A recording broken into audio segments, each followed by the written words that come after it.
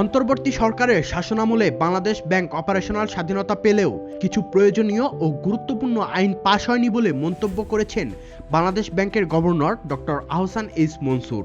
9 ফেব্রুয়ারি রাজধানীতে বাংলাদেশ ব্যাংকের প্রধান কার্যালয়ে আয়োজিত এক সংবাদ সম্মেলনে এসব কথা বলেন তিনি। গভর্নর জানান, ব্যাংক খাত সংস্কারের জন্য বাংলাদেশ ব্যাংক থেকে 6 থেকে 7টি আইনের প্রস্তাব দেওয়া হলেও বাস্তবে পাশ হয়েছে মাত্র 2টি আইন।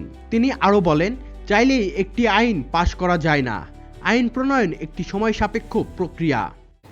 3টে আইন আমরা যেটা সরকারের কাছে জমা দিয়েছি, বিভিন্ন কারণে সেগুলো বাস্তবায়ন হয়নি। তার মধ্যে একটা হচ্ছে বাংলাদেশ ব্যাংক অর্ডার, যেটা খুবই গুরুত্বপূর্ণ ছিল। আমরা অক্টোবর মাসে দিয়েছিলাম, যথেষ্ট সময় ছিল to do the consultations and everything, কিন্তু সেটা করা হয়নি এবং সেটা একটা ব্যর্থতাই বলবো। সংস্কারটা একটা প্রসেস, সংস্কারটা একদিনের ব্যাপার নয়। যেমন আমরা 6টা-7টা আইন প্রণয়ন করেছি বা ড্রাফট করেছি, তার মধ্যে 2টো বাস্তবায়ন হয়ে গেছে, ব্যাংক রেজলিউশন অর্ডিন্যান্স এবং ডিপোজিট ইন্স্যুরেন্স। এই দুটোকে আমরা কার্যকরভাবে ব্যবহারও করে ফেলেছি। আমাদের অন্য আইনগুলো যদি বাস্তবায়িত হতো তাহলে আমরা হয়তো আরেকটু আগিয়ে থাকতে পারতাম। সংবাদ সম্মেলনে বাংলাদেশ ব্যাংকের স্বায়ত্তশাসনের গুরুত্ব তুলে ধরেন গভর্নর। তিনি বলেন, একটি কার্যকর ও শক্তিশালী কেন্দ্রীয় ব্যাংকের জন্য পূর্ণ স্বায়ত্তশাসন অত্যন্ত জরুরি।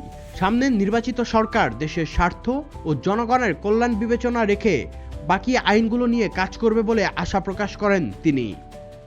সবগুলো আইন হয়তো পাশ হয়নি, কিন্তু হবে, আমরা আশাবাদী।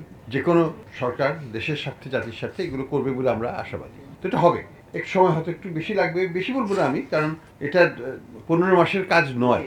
আমরা যতদূর এগিয়েছি এই 6-7টা আইনকে ড্রাফট করে 15 মাসের মধ্যেই এটাকে বাজারে নিয়ে, এবং এটা তো একটা জিনিস না, আমাদেরকে তো এক্সচেঞ্জ রেট ম্যানেজ করতে হয়েছে, আমাকে $3.5-4 বিলিয়ন এরিয়ার পেমেন্ট করতে হয়েছে, আমাদেরকে তো IMF এর সাথে কন্টিনিউয়াসলি ফাইট করে যেতে হয়েছে।